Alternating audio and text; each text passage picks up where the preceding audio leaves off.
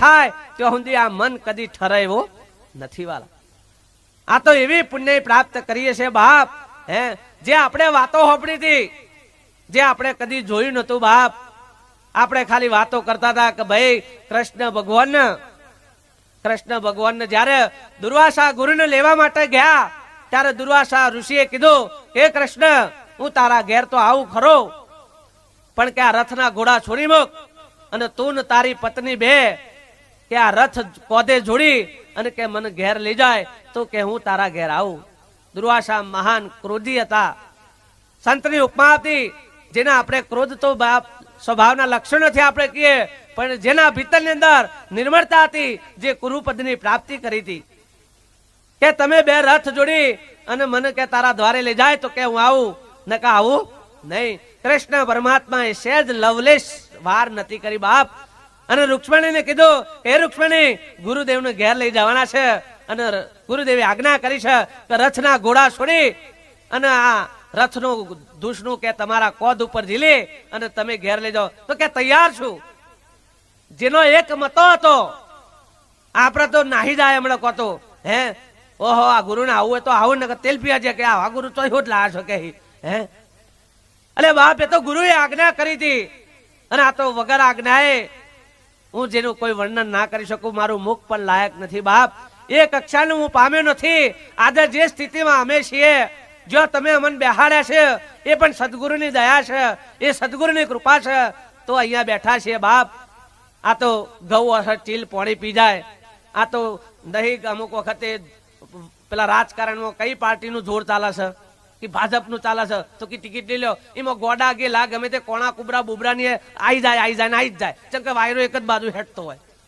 એમાં મેં આવી સરકારમાં ચડી ગયા છીએ કે બાપુનું નોમ અને મારું કોમ, એવી રીતે આ સરકાર એમને બેહી જઈ છે. કશું કશાક એવી કરણી જ કરી નથી બાપ. પણ આ તો સદગુરુની કૃપા થઈ ગઈ છે, સદગુરુની દયા થઈ ગઈ. એ સદગુરુની દયાથી અને એ બાપુના જ્ઞાનથી, એ બાપુની શણકારથી અને સદગુરુની દ્રષ્ટિથી તમે એ સ્વરૂપનું જોઈ રહ્યા છો. બાકી અમારામાં કોઈ એવું ગુણ નથી બાપ, એવા સદગુણો નથી. હે હું એ ઘણો ક્રોધી છું, પાપીલો કયો, લુચ્યો કયો, જે કયો એ જ છું બાપ.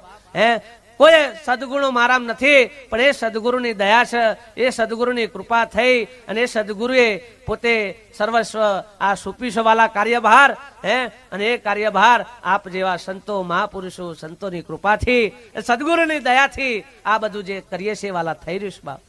એની કોઈ ગાથા ગવાય નથી. એટલે આજનો આ શુભ પ્રસંગ સંત શ્રી ભરતભાઈ, સંત શ્રી રેણુકાબેન, એમના પરિવારજનોએ એમના પિતાજીની પુણ્યતિથિ નિમિત્તે આજ 5મી વાર્ષિક તિથિ, ધન્યવાદ છે એમના મોટાભાઈ સતીશભાઈ, આ બધા આનંદથી અને હર્ષોલ્લાસથી આપણને બધાને દૂર દૂરથી બોલાવી અને ખરેખર માતા પિતાના ઋણમાંથી તો મુક્ત થઈ ગયા.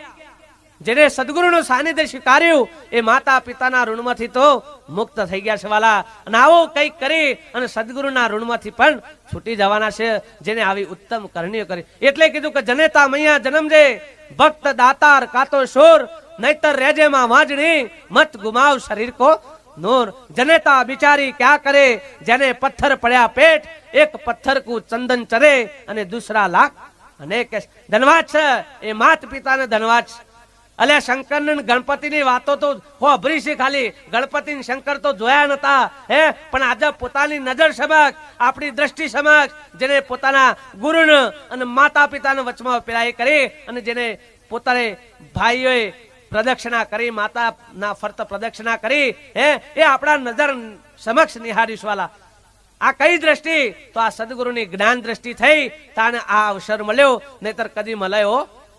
જો પૈસા હોય તો છોકરાના અવસરમાં આટલો ખર્ચો કરીએ, પણ સંતોના ભજનમાં આટલો કોઈ દારો ખર્ચો કરીએ ભાઈ? ના કરીએ. એટલે સિંહોના લગ્નમાં પૈસા ના પહોંચતા હોય, પરિસ્થિતિ ના હોય તો બેંકમાંથી લોન લઈએ, ખેતર કો તો ગીરો મેલી દઈએ, કો તો ફાઇનાન્સમાંથી લઈ વ્યાજવા પૈસા લઈ અને ગમે તે સિંહોનો વર ઘોડો કાઢી દે. ના પોષ હોય તો એ બગ્યો લાવીએ, દરબાર હોય તો વળી ઠોસી મેલે કે પહા તું એક જવા દે કે હું ફરક પડે છે. 18 ગામમાં જતું જ્યું છે ને, હું 2 વીઘામાં હું કે ઠોકો કશો અરવિંદ લાલ જેવા કે જવા દો, કશો વાંધો નથી. પણ કે ગામમાં તો વટ પરવો જ જોઈએ કે ચાલતું હે. પેલાનો ગોઢા સરે તો આપણો ગધ્યારા સર આવો પણ સર આવો તો ખરા જ કી એમ કરીને અવસર પ્રસંગોનો સમાજના રિવાજ હોય તો એ બાપા કરીને પૂરા કરીએ છે. પણ જો આવો સત્સંગ ભજન કોઈ દારો હોભર્યું કે સંત મેળાવડો કે ભજન લોન કરીને કર્યો હોય, ફાઇનાન્સ માંથી વ્યાજવા પૈસા લાઈન ભજન સત્સંગ કર્યો ગૌતમભાઈ, હે મારા ભાઈબંધ આયાસ પાછા જુઓ તો ખરા, એ મને ખબર હે મારા લખણો ની પૂછો તો ખરા. હવે આ અવસર આ પરમાત્માનો જે પ્રસંગ છે હે એ કોઈ દારો ઉસીના પૈસે કે વ્યાજવા પૈસે કરવા કોઈ તૈયાર થાય? ઉપરથી કરવાનો હોય તો બધા કઈક બાપુ મંડપ બતા હતા કે ભાઈ વકીલ સાહેબ તમારે કોઈ અવસર છે કે તમારા લગન બગન કે ના મારા ગુરુજી આવવાના છે. તો ગુરુજી આવવાનો એમાં આટલો બધો ખર્ચો ના ભૂ આવું એટલે કરજો તમે, ગુરુ આઉટ ના કરો તો કોઈ દાખલો વગાડવા કરજો મારા વાલા. હે આ તો કેટલા જન્મોની પુણ્ય હોય બાપ. હે કયો ભાવ પ્રગટ થયો છે, કઈ સદગુરુ પ્રત્યેની પ્રીતિ હોય તાને આ એક ભાવ જાગૃત થાય. મહાપુરુષ એટલે કીધું કે જાગર સંત પધારે वो घर भाग्य बड़ो उनका मुख की सुनिए वाणी. आज समृद्ध पुरुषो जेना इतिहास ની અંદર ચોપડે નામાશ વાલા એમને સંત સદગુરુ પુરુષો મળ્યા અને જ્યારે એવા મહાપુરુષોની શાનકાર ને પામ્યા તો કે જગત ની અંદર જાહેર થયા. એ જ આપણને અવસર મળ્યો. પણ જ્યાં સુધી સાચા સંતોની સાનિધ્ય પ્રાપ્ત ના થાય, સાચા સદગુરુની પ્રાપ્તિ ના થાય ત્યાં સુધી હું કોણ અને હરિ કોણ એની ઓળખાણ થાય એવી નથી. કોઈ કહો ને પરમેશ્વર કેવા હશે ને કેવા હશે, કોઈ કહો ને પરમેશ્વર કેવા હશે. આખું જગત આત્માનું ગોતવા માટે નીકળ્યું, પણ મહાપુરુષો કે ગોતવાથી કોઈ મળે એવો બાર ખોજે પાર નહીં પાવે, ઘટ में સृजन हारा सदगुरु मिले तो भेद बतावे, उतरे भवजल पारा कर. बार खोजवाથી કોઈ દારો પાર આવે એવો. આપણે તો જે ગોણો ગઈએ છે કોનો ગઈએ છે? જતા રહ્યા મહાપુરુષો જેને જોયા નથી, જેને કદી શોભ્યા નથી એવા મહાપુરુષોના ગુણો ગઈએ. પણ કે ના, પ્રગટ પુરુષોનું સાનિધ્ય સ્વીકાર. મીરાબાઈ જ્યારે શ્રીગુણ ભક્તિ કરતી, મૂર્તિની અંદર ગિરધર ગોપાલનો દર્શન કરતી, પણ જ્યારે સંતો મળ્યા આવા અને મીરા પૂછ્યું કે મીરા તને તારો પરમાત્મા ક્યાં દેખાય?